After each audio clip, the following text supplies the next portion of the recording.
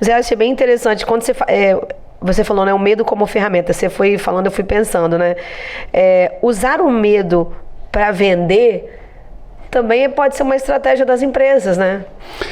Para persuadir, né? Por isso você colocou o tema na área imobiliária, né?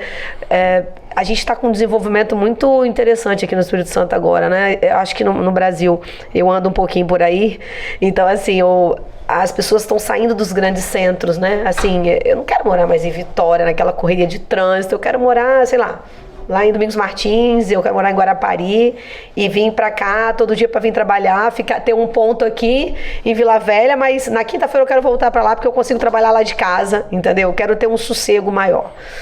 Você acha que esse medo que aconteceu agora com a pandemia no mercado imobiliário foi o que fez com que as pessoas se afastassem daquilo ali e priorizassem mais a qualidade de vida e aí começaram a investir no mercado imobiliário ali delas de outra forma? Você acha que esse foi um medo disso? Tipo assim, de repente a gente tá tudo bem e aí vem um período de 2 anos, todo mundo dentro de casa. Eu não quero ficar dentro de casa, sabe, trancado ali naquele local onde eu estou. Eu quero um local mais afastado. Eu tenho muitos amigos que foram morar em Santa Teresa, que continuam com o seu apartamento aqui. Foram morar em Santa Teresa, que foram morar em Domingos Martins, que estão mais pro norte aqui, entendeu? Pra região sul, que mudaram um pouquinho, que tem condições de falar, cara, não quero mais ficar nessa loucura. Eu acho que, Carla, é um conjunto de coisas, né? Essa pandemia aconteceu também num momento em que a tecnologia possibilitava que você trabalhasse remotamente. Se isso fosse lá atrás, quando você não tinha essa ajuda da tecnologia, isso seria diferente. As pessoas também, ficando muito em casa, elas perceberam e começaram a dar valor àquele ambiente ali da família, aquele ambiente interno, que às vezes a esposa, né, que não trabalha, ou a esposa que trabalha e, né, sai cedo, chega tarde e tal, os filhos, etc. Você vê aí muitas casas assim maravilhosas e tal, e o dono da casa praticamente não convive na casa. Né? Não curte aquilo ali, né? Não curte. Às vezes as pessoas que trabalham na casa, a empregada doméstica e tal, curte mais a sua casa ali, a paisagem, tudo mais e tal, do que a própria pessoa que passa quase todo o tempo fora de casa. Então eu acho que isso provocou uma reflexão. Quando eu estou trazendo esse tema medo, ele é mais exatamente para a pessoa refletir sobre isso.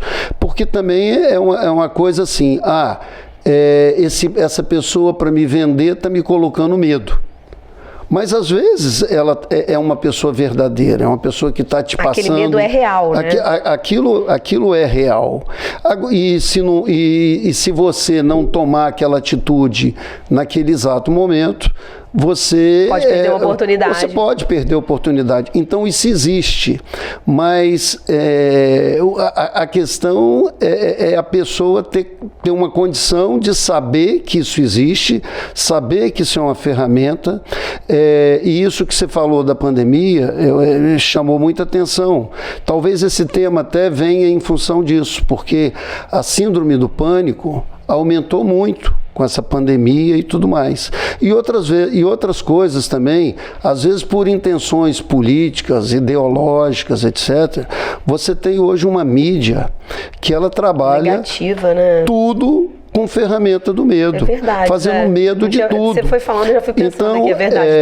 Tudo provoca um medo na gente. E essas pessoas que não têm afinidades com outras coisas, ou que não mede ainda, que não está ali na mídia social e fica preso a essa mídia convencional, ela foi tomando medo de tal maneira que eu vi até um exemplo, né, em casa, com um parente próximo, quando eu senti ali um início de uma síndrome do pânico, quando uma pessoa que foi à igreja e de repente telefonando, né, para que alguém buscasse ela na igreja e não conseguindo falar, porque nem toda hora que você liga para uma pessoa e tal, a pessoa entrou em desespero e tal, mas por que não andou sozinha então ali da igreja até provavelmente já devia fazer a isso casa? Antes. Não era nem muito longe.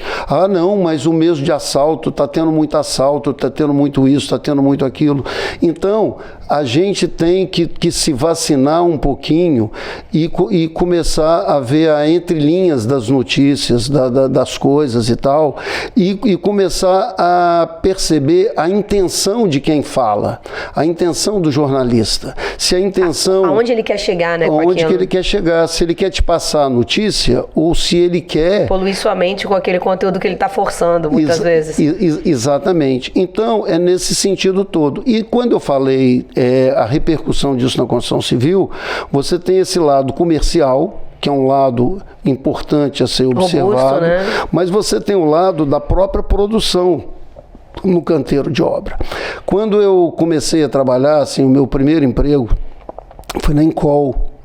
E a Encol, a estrutura de uma obra, tinha uma figura que era chamado capataz. Olha bem, você assinava... Capataz é de fazenda, né? Mas tem uma outra visão, né? Capataz é na época dos escravos, é verdade isso? É verdade isso.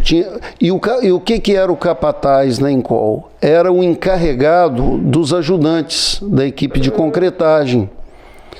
Tá certo? E a coisa, assim, eu me lembro, era uma coisa assim, meia ferro e fogo. Era ameaça em cima de ameaça. Ameaça de que vai demitir, ameaça que, né, castigo mesmo, porque tinha uns castigo, às vezes até também... Na escola também era cinza, milho, reguada na mão. Eu lembro disso. Mas eu tô falando... Sim, mas Tô falando de um tempo muito próximo, Carla.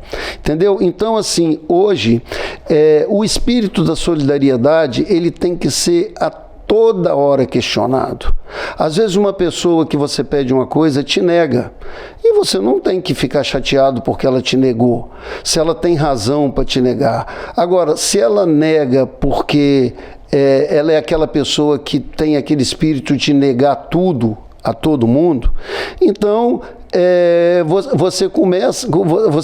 você fica triste, né, pela falta de solidariedade das pessoas. E essa solidariedade, ela tem que ser assim, olhada de um aspecto mais amplo, né? A repercussão, né, do que representa isso. Você vê, por exemplo, a própria atuação que hoje tem na legislação. Imagine você na prefeitura, você trabalha na prefeitura e você está ali sendo vigiado pela comunidade, pela sociedade, câmeras, por todo mundo e tal.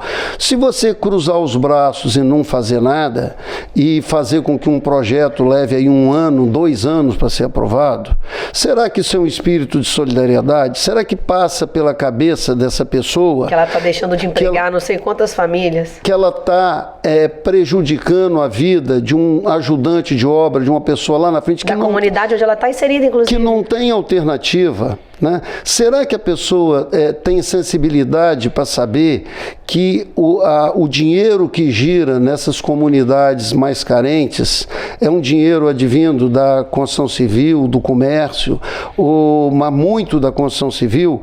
Aquele dono daquela lanchonetezinho, daquele barzinho ali, desses bairros mais pobres, eles vivem do dinheiro que circula lá, que vem da construção civil. Sim. Será que tem sensibilidade para saber que tudo na vida é troca? Quando uma pessoa que tem poder aquisitivo compra um apartamento, ele está colocando aquele dinheiro dele e dividindo aquele dinheiro com tantos trabalhadores, com tantas empresas, com o próprio Estado, em termos de imposto e tudo mais. Então, é aquele negócio assim, você olhar uma padaria e pensar o seguinte: o dono dessa padaria está se dando muito bem, está ganhando muito dinheiro, e você ter aquele pingo de inveja de que você que poderia ter tido a padaria. Talvez você não teve a atitude que ele teve. Mas olha outra visão. Poxa, que maravilha ter uma padaria aqui perto de casa, eu vou ter o pão. O que você precisa? Você precisa o pão. Se você está disposto a trocar o seu dinheiro, que é uma coisa, né, que todo mundo valoriza, pelo pão, ou pelo leite, ou pela farinha, ou pelo que você quer. Quer dizer, você só troca o seu dinheiro por alguma coisa que é para você mais importante naquele momento do que aquele dinheiro, seja um serviço, seja um apartamento, seja isso, seja aquilo. Então, se a comunidade toda tiver uma solidariedade de fazer o dinheiro girar, o dinheiro circular, realmente está fazendo um bem social enorme. E qualquer atitude para reter isso, para dificultar com que o dinheiro circule, você está prejudicando o município, o Estado, a União, as pessoas, o trabalho e outra coisa. Às vezes a pessoa pergunta, por que inflação? Inflação é pessoas, é mais dinheiro circulando, é mais pessoas com capacidade de comprar do que produtos existentes a serem consumidos. Então, o balanceamento disso, que é a oferta e a procura, é que faz uma economia estável. Então, as pessoas não precisam ser economista, não precisa... para entender disso, né? Para entender disso, mas é uma questão de se perguntar e se colocar no lugar do ajudante, do prefeito, da sociedade, que criam da vizinha. Toda essa